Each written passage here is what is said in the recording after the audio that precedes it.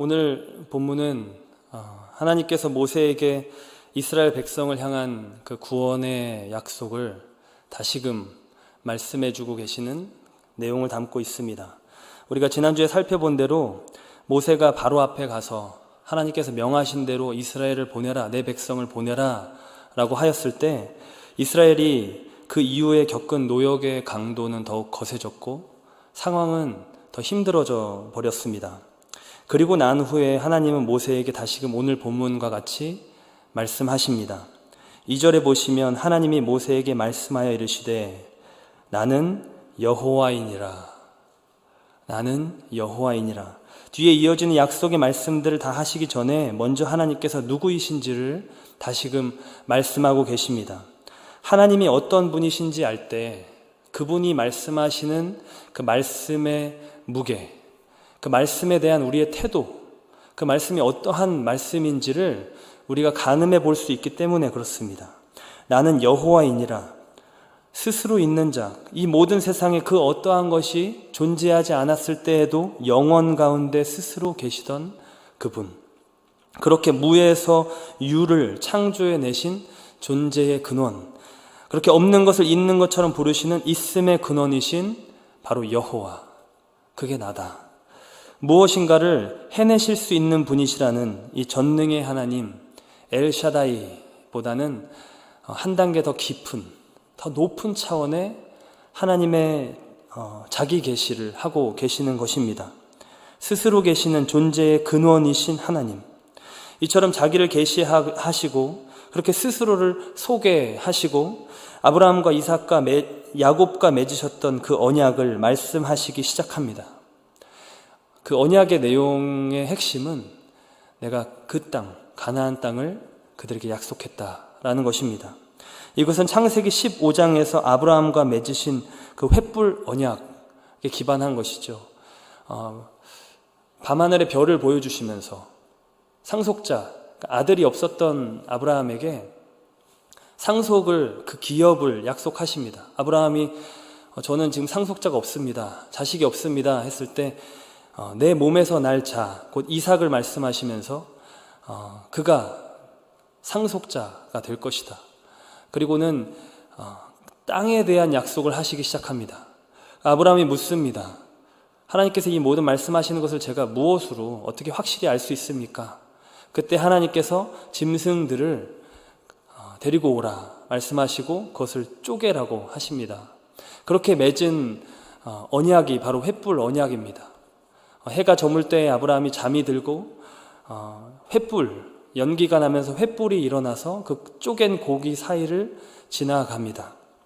그렇게 맺은 이 언약은 창세기 26장에서 이삭과 다시금 갱신됩니다.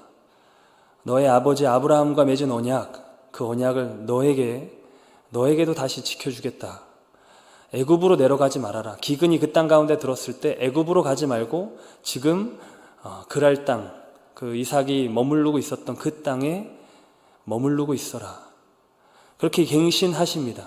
그리고 나서 28장에 야곱과 우리가 잘 아는 대로 그 루스 땅, 베델이라고 야곱이 다시 이름을 붙인 그 땅에서 야곱이 잠을 잘 때 하늘이 열리고 하늘에 사닥다리가 보이고 천사가 오르락내리락 하게 됩니다. 그리고 그 꿈 가운데, 환상 가운데 하나님께서 그 땅에 대한 약속을 다시 허락하십니다. 이처럼 아브라함과 이삭과 야곱과 맺으셨던 그 땅의 언약, 이 땅을 너희 자손들에게 줄 것이다. 아브라함과 맺으신 언약 위에 이삭과 언약을 맺으시고요, 그 바탕 위에 야곱과 언약을 맺으십니다. 그러니까 아브라함과 맺으신 언약이 바탕이고 그 위에 이삭, 야곱 이렇게 올라가는 것이죠. 구약에서 언약이라는 단어, 이 베리트는 아브라함이 하나님과 맺었던 이 횃불 언약이 보여주는 대로 고기를 둘로 쪼개고 그 사이를 지나가면서 마치 이것을 지키지 않으면 이와 같은 모습이 될 것이다 라고 의미하는 것입니다. 곧 생명을 걸고 하는 맹세, 약조인 것입니다. 오늘 본문에서 하나님께서 말씀하시는 언약은 바로 그런 수준의 언약을 말씀하고 계시는 겁니다. 5절에 내가 종된 이스라엘의 신음소리를 들으며 아브라함과 또 그 이후에 이삭과 야곱과 생명을 다해 맺었던 그 언약을 내가 기억하노라. 기억하셨다는 표현이 마치 우리 인간들이 잊어버렸다가 다시 기억해냈다라는 그런 뜻이 아닙니다. 많은 학자들이 말하듯이 하나님께서 지금 표현하시는 이 모습은 마치 우리 인간의 행동을 빗대어서 비유처럼 표현하시는 것으로, 그 뜻은 이 아브라함과 이삭과 야곱과 맺었던 이 언약이 지금 하나님 앞에 있다는 것입니다. 이 언약을 하나님께서 그 앞에 놓으시고 이스라엘을 대하고 계시다는 것입니다. 6절부터 나온 내용은 이 언약의 적용, 곧 결론입니다. 그러므로 라고 시작하는 이 구절들, 그러므로 이 언약 때문에, 이 언약을 다 말씀하시고 그러므로 내가 너희를 애굽에서 건지고, 이 속량 가알이라는 단어는 고엘의 동사형입니다. 속량 곧 구속해서 내가 주겠다고 그 조상들에게 맹세했던 그 땅으로 인도하고 그 땅을 기업으로 삼게 하겠다.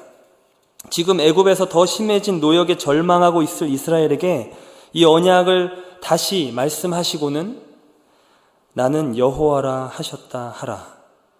이와 같은 말씀을 맺으십니다. 즉 내가 여호와 스스로 있는 자라고 이스라엘에게 가서 전해라 라는 말씀으로 마치십니다. 지금까지 설명드린 이 하나님의 말씀을 이렇게 쫙 짜면요, 거기서 엑기스는 두 가지 정도로 우리가 살펴볼 수 있습니다. 먼저는 나는 여호와다. 모든 것을 지어 행하시는, 그 지어 성취하시는 여호와다. 그리고는 그런 내가 지금 너희와 언약을 맺고 있다. 너희 조상들이 받은 그 언약 내가 지금 다시금 확증해 준다. 지금 이 말씀의 뜻은요, 결국은 나를 완전히 신뢰하라는 말씀입니다. 이스라엘, 너는 너의 생명을 다해 지금 이 언약을 붙잡아도 된다라는 겁니다. 지금 이 약속은 여호와께서 친히 생명을 거신 언약을 하고 계시다는 얘기입니다. 생명을 걸고 약속하는 이 언약을 다른 사람도 아니고 그 어떤 다른 존재도 아니고 모든 것을 있게도 하시고 없게도 하시는 그 여호와께서 친히 언약하시는, 보증하시는, 맹세하시는 내용이라는 것입니다. 이스라엘과 이 언약을 매개체로 하나님께서 친히 지금 스스로를 묻고 계시는 겁니다. 비유를 하자면 그렇게 표현할 수 있습니다. 그렇게 약속을 하시는 겁니다. 내가 너를 내 백성으로 삼고 나는 너희의 하나님이 되겠다. 그러니까 한마디로 너희는 내 것이다. 나는 너희의 하나님, 이스라엘의 하나님이라고 앞으로 불림을 받겠다. 스스로를 이스라엘과 이렇게 묶으시는 겁니다. 마치 우리가 어떤 중요한 계약을 하게 되면 흔히 영어로 legally bound라는 표현을 씁니다. 법적으로 책임이 있다, 묶였다, 책임이 생긴다는 이러한 표현을 쓰듯이 제가 지금 이 내용을 이에 빗대어서 표현해 보면 covenantally bound, 언약적으로 하나님께서 이스라엘과 묶임을 당하시는 겁니다. 스스로. 그러니까 즉 여호와인 내가 너희를 책임지겠다 말씀하시는 겁니다. 그렇기에 이에 대한 이스라엘의 마땅한 반응은요, 말씀드린 것처럼 하나님을 완전히 신뢰하는 겁니다. 다른 신뢰 대상들을 다 내려놓고 하나님, 여호와 하나님을 나의 유일한 신뢰 대상으로 삼는 것입니다. 무조건 신뢰하는 겁니다. 다 죽게 된 것 같은 상황일지라도 애당초 무에서 유를 만들어내신 하나님이시기 때문에, 불가능이 없으신 하나님이시기 때문에, 존재의 근원이시기 때문에 신뢰할 수 있는 것입니다. 여호와께서 우리와 언약을 지금 맺으셨다. 이것을 붙잡아야 하는 겁니다.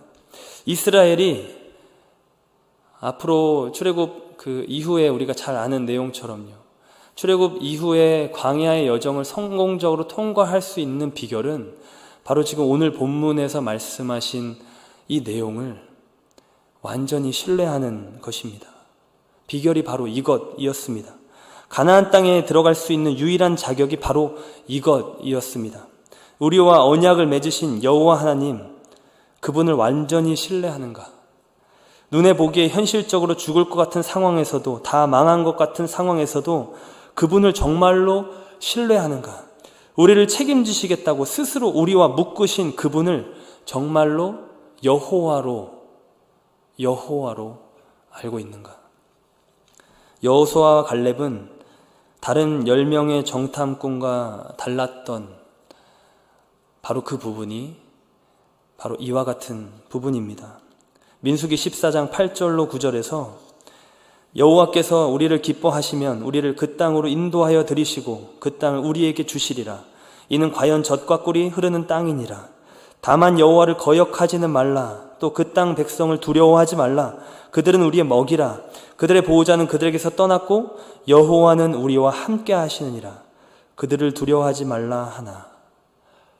같은 장 21절로 24절에서 그러나 진실로 내가 살아있는 것과 여호와의 영광이 온 세계에 충만할 것을 두고 맹세하노니 내 영광과 애굽과 광야에서 행한 내 이적을 보고서도 이같이 10번이나 나를 시험하고 내 목소리를 청종하지 않는 그 사람들은 내가 그들의 조상들에게 맹세한 땅을 결단코 보지 못할 것이요 또 나를 멸시하는 사람은 한 사람도 그것을 보지 못하리라. 그러나 내 종 갈렙은 그 마음이 그들과 달라서 나를 온전히 따랐은즉 그가 갔던 땅으로 내가 그를 인도하여 드리리니 그의 자손이 그 땅을 차지하리라. 아멘. 여호수아 갈렙은 이것이 달랐던 것입니다. 여호와께서 우리를 기뻐하시기만 하면 우리는 그 땅을 유업으로 받는다. 이 전쟁은 모든 것을 있게도 하시고 없게도 하시는 하나님께 달린 것이지 다른 존재에게 달린 것이 아니다. 그 어떠한 다른 사람도 이거에 대한 결정권이 없다. 오직 하나님, 우리가 섬기는 하나님, 여호와만이 그것을 가지고 계신다. 그분은 여호와시다.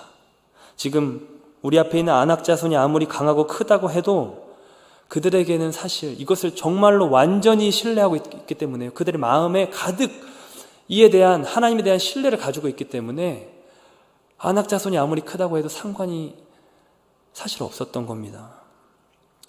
이러한 하나님을 전적으로 신뢰하는 마음을 가지고 주님이 말씀하시는 것에 온전히 따르는 모습, 이것이 여호수아와 갈렙이 가지고 있었던 그 영적인 본질이었습니다.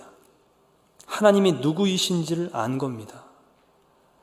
하나님께서 여호와시라는 것을, 그리고 그분께서 오늘 본문처럼 우리와 생명을 다한 언약을 맺으시는 분이시라는 것을, 그렇게 스스로 언약으로 우리와 묶이신 분이라는 것을, 스스로를 이스라엘의 하나님이라 불림을 받기를 기뻐하시고 우리와 그렇게 생명을 건 언약으로 자신을 묶으신 분이시라는 것을, 그토록 그렇게 하실 정도로 우리를 사랑하시고 우리를 위하시는 분이시라는 것을 안 겁니다.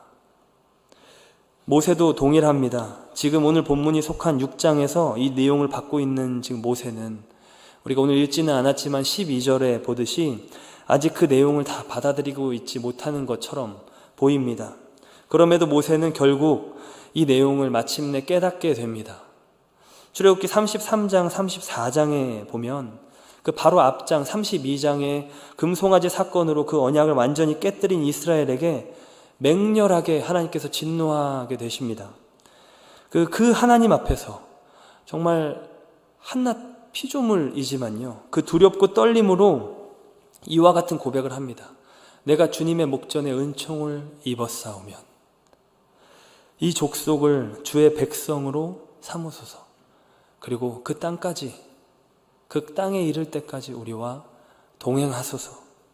이것은 모세가 지금 스스로 생각해내는 것이 아니라 하나님이 여호와이신 것과 그 여호와 하나님이 언약의 하나님이시라는 것을 계속해서 체득하고 배우고 깨달아서 그 언약을 근거로 하나님께서 생명을 거신 이 약속, 이 언약으로 어떻게 하나님이 스스로를 이스라엘과 묶으셨으며 얼마나 그 언약의 마음을 쏟아오셨고 얼마나 그 언약에 신실하신 분이시라는 것을 알았던 겁니다.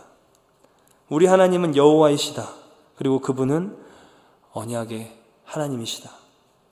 우리가 아무리 망가져도 그 상황 가운데 우리를 일으키실 분은 하나님밖에 없다. 결국 우리가 붙잡을 수 있는 분은 우리와 언약으로 스스로를 묶으셨던, 그렇게 그 진한 사랑으로 우리에게 대하셨던 여호와 하나님밖에 없다. 여호와께서 언약의 하나님이시라는 것, 그토록 언약에 신실하시다는 것에 호소하는 것 말고는 방법이 없다라는 것을 모세는 정확하게 알고 있었던 것입니다. 우리가 알다시피 이 언약은 예수 그리스도의 피로 세운 새 언약으로 완전하게 영광스럽게 성취되었습니다. 실제로 아들의 생명을 주심으로 이 언약을 이루셨습니다. 여호와 하나님께서 예수 그리스도를 믿는 모든 자의 하나님이 되셨고 우리는 그분의 백성 곧 자녀가 되었습니다. 우리에게도 이 말씀의 적용은 동일합니다. 그 어떠한 순간에도 이 언약을 붙잡아라. 내 삶이 아무리 비참해지고 어그러지고 왜 내게 이런 일이 벌어지는지 알 수 없고 내 스스로 자책하는 마음이 심해서 내 모든 것을 다 잃었다라고 생각되는 순간일지라도 또 그 가운데 아무리 하나님께 외쳐도 하나님이 왜 이토록 오래 침묵하시는지 알 수 없는 그 상황일지라도 우리 하나님은 그럼에도 불구하고 스스로 계시는 여호와시고 그럼에도 불구하고 아들의 생명을 다해 우리와 언약을 맺으셨다는 것을, 나를 그렇게 책임지시겠다고 확증하셨다는 것을, 우리가 아직 죄인 되었을 때 그리스도께서 우리를 위하여 죽으심으로 그 하나님의 사랑을 내 앞에 확증하셨다는 것을 믿어야 하는 것입니다. 아들로 그 모든 약속을 확증하신 하나님, 자기 아들을 아끼지 아니하시고 우리 모든 사람을 위하여 내주신 이가 어찌 그 아들과 함께 모든 것을 우리에게 주시지 아니하시겠습니까? 들에 핀 백합화보다도 훨씬 귀한 우리를 하나님께서 친히 돌보지 아니하시겠습니까? 하나님은 누구십니까? 바로 이런 분이십니다. 언약에 신실하신 여호와, 그 언약으로 스스로를 우리와 묶으시는 살아계신, 스스로 계신 여호와, 이것을 완전히 신뢰할 때 우리는 흔들리지 않습니다. 이 약속에 신실하려고 노력해도 능력이 없어서 못하는 그런 죽은 우상과 같은 존재가 아니라 여호와, 스스로 계시는 이 온 우주 만물을 창조하시고 친히 주관하시는 그 여호와 하나님이 이와 같은 언약을 우리와 맺으신 것입니다. 이렇게 생명을 다한 언약을 우리와 맺으셨고 이 언약을 신실하게 성취하셨다는 것, 그렇게 그분은 그 어떠한 것보다도 신뢰할 만한 분이시라는 것, 믿부신 분이시라는 것, 이 세상이 무너져도 그분은 우리의 완전한 신뢰를 받기에 합당하시다는 것, 그것을 우리가 믿는 것입니다. 우리 하나님 여호와는 신실하십니다. 이것을 붙잡는 우리를 이 언약에서 떼어낼 그 어떠한 존재는 없습니다. 하나님께서 친히 묶으신 것이기 때문에 이것을 뗄 자가 없습니다. 로마서 8장 35절로 39절에 우리가 잘 아는 대로 누가 우리를 그리스도의 사랑에서 끊으리요? 환난이나 공고나 박해나 기근이나 적신이나 위험이나 칼이라. 기록된 바 우리가 종일 주를 위하여 죽임을 당하게 되며 도살당할 양같이 여김을 받았나이다 함과 같으니라. 그러나 이 모든 일에 우리를 사랑하시는 이로 말미암아 우리가 넉넉히 이기느니라. 내가 확신하노니 사망이나 생명이나 천사들이나 권세자들이나 현재일이나 장래일이나 능력이나 높음이나 깊음이나 다른 어떠한 피조물이라도, 그들은 여호와가 아니기에, 그들은 스스로 있는 자들이 아니기에 그 어떠한 피조물이라도 우리를 우리 주 그리스도 예수 안에 있는 하나님의 사랑에서 끊을 수 없으리라. 아멘. 혹 여러분의 삶 속에 오늘 본문의 이스라엘 백성들처럼 그 현실의 상황 속에서 여러 곤경이나 낙심, 절망 혹은 지친 마음이 있으십니까? 혹 하나님을 완전히 신뢰하는 데 어려움을 겪고 계시는 분이 계십니까? 망설이고 계십니까? 내 믿음이 흔들리는 것 같다라고 느끼고 계십니까? 그런 우리에게 하나님은 오늘 말씀하십니다. 나는 여호와다. 나는 여호와라. 그런 내가 너희와 생명을 다한 언약을 맺었다. 내 생명을 다해 언약을 맺었다. 내가 이 언약으로 너와 나를 묶었다. 내가 사랑 가운데, 내 깊은 사랑 가운데 너를 나에게 묶었다. 그 어떠한 것도 나에게서 너를 끊어낼 자가 없을 것이다. 나를 완전히 신뢰하라. 더욱 나를 신뢰하라.